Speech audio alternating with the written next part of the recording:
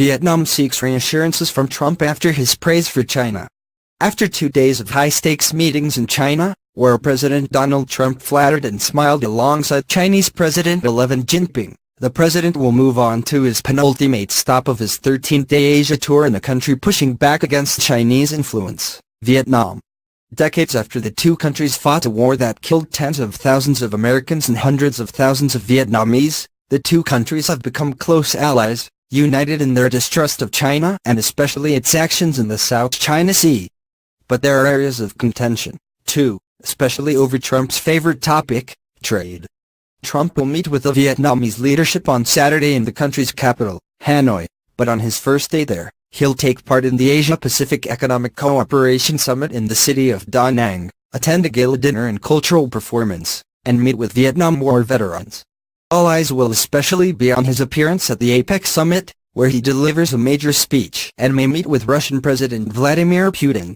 It is that possible meeting with a Russian leader that is drawing the most attention, given the ongoing investigations into any potential ties between Trump's presidential campaign and Russia's interference in the 2016 election. When the two leaders met for the first time in July, there were questions about how much Trump pressed Putin on that interference. Secretary of State Rex Tillerson has said the meeting is still under consideration, but will only happen if there is sufficient substance. However, Russian leaders have said repeatedly that a meeting will take place, with the Kremlin's spokesman saying Thursday that all that remained was agreeing to the time and format.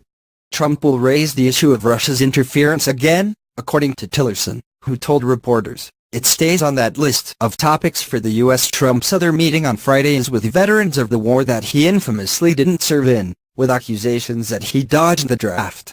Trump maintains that he had bone spurs and received the doctor's note that cleared him.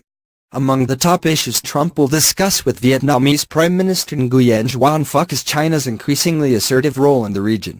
As China's neighbor to the south, Vietnam opposes China's island building in the South China Sea and its military buildup on those new islands. Distrust of China runs deep in Vietnam, stemming back through centuries of fighting, with deadly conflicts as recent as 1979 and 1988. But the country also worries about an America First foreign policy that could mean a less influential role in the region, or that Trump's flattery of 11 while in Beijing means that he has softened the U.S.'s position with regard to China. The two countries affirmed that the South China Sea is a waterway of strategic significance to the international community, and underscored the importance of freedom of navigation and overflight when Phuc visited the White House in May. But he will be seeking reassurances from Trump that the U.S. will not abandon its ally, as well as possible new steps by the U.S. to counter Chinese influence. Trump's favorite topic will also be an important one in Vietnam, as it has been in his first 3 countries of his visit, Japan, South Korea, and China. Like in those countries, Trump will seek to remove unfair trade barriers, according to a senior administration official, and shrink the U.S.-Vietnamese trade deficit.